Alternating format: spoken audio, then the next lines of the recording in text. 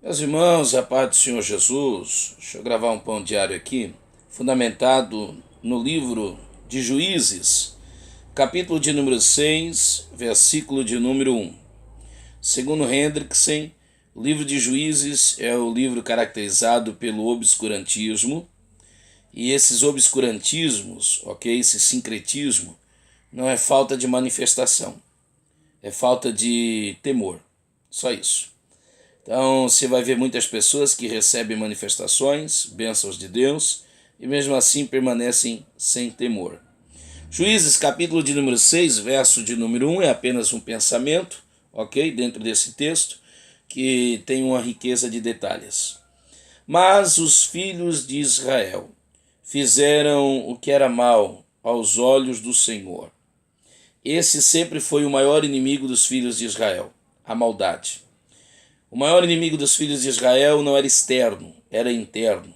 Não era do alto nem de baixo, era de dentro. Não era dos lados nem nos arredores.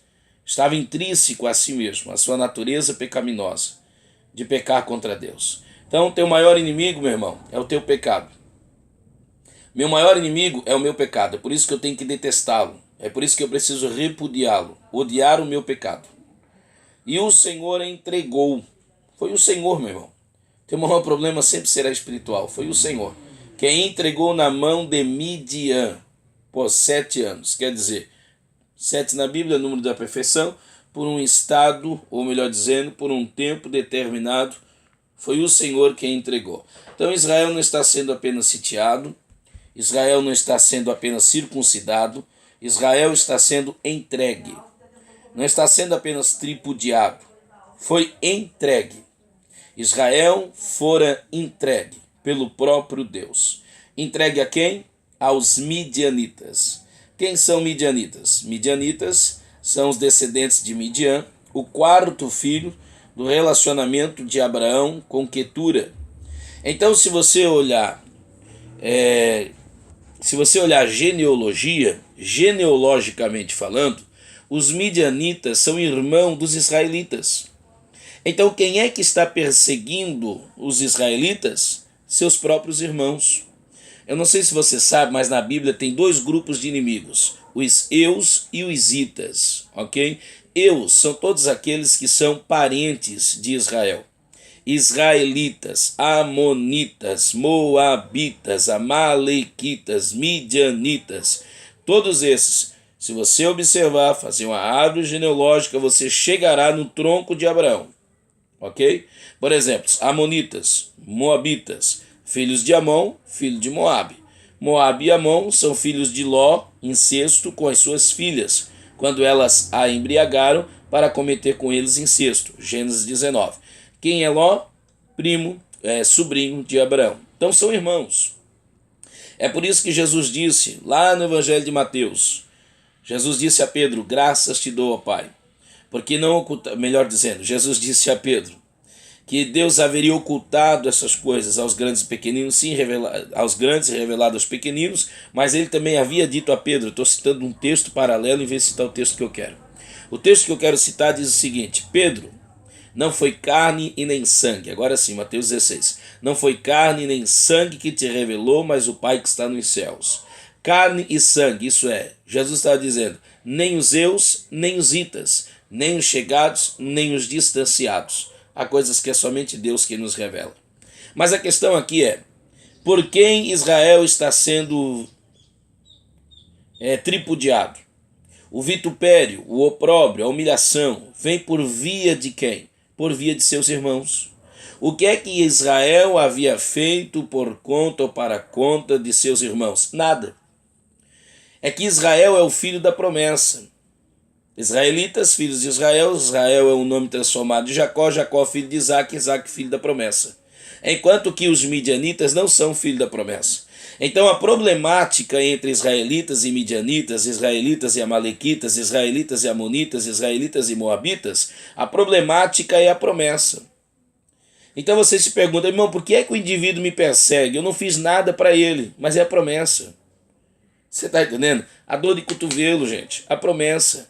Observe o texto que esses midianitas, Isaías 60, verso 6, vai dizer que eles eram peritos, principalmente nos camelos, nos dromedários, ok? Que tornou-se para eles uma arma. Na época não tinha jatinho, né, gente? Não tinha carro. Então os camelos era a forma, principalmente desse povo nômade, ok? Esse povo que andava, né, perambulando, vagabundeando pelo deserto. Então eles precisavam de um animal como o camelo, um animal resistente, um animal forte. E eles eram peritos nisso. Então observe, gente, que coisa terrível. Esses midianitas, eles vêm somente no período da colheita. É aqueles irmãos que não vêm no período do teu plantio.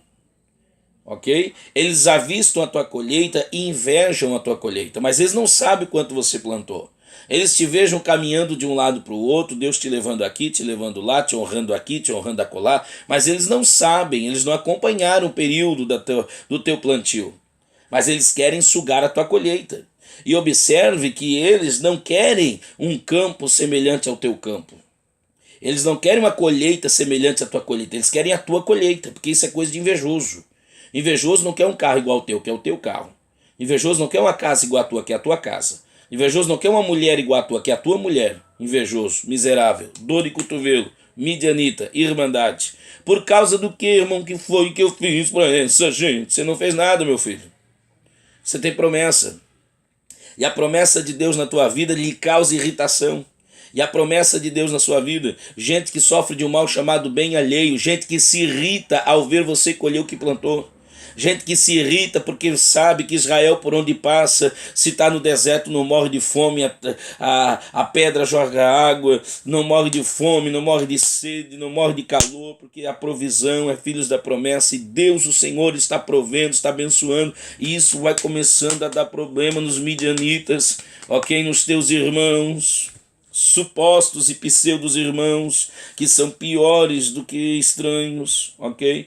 E que te perseguem e que te consomem por causa da promessa. É a promessa que existe de Deus na tua vida que lhes causa raiva, que lhes causa ira. É a promessa, tá bom? Então você não fez nada, você simplesmente é filho da promessa. Só isso. É a promessa de Deus na sua vida que causa na vida desses irmãos invejosos esse sentimento avesso, contraverso, esse sentimento de rivalidade, de contrariedade, tá bom?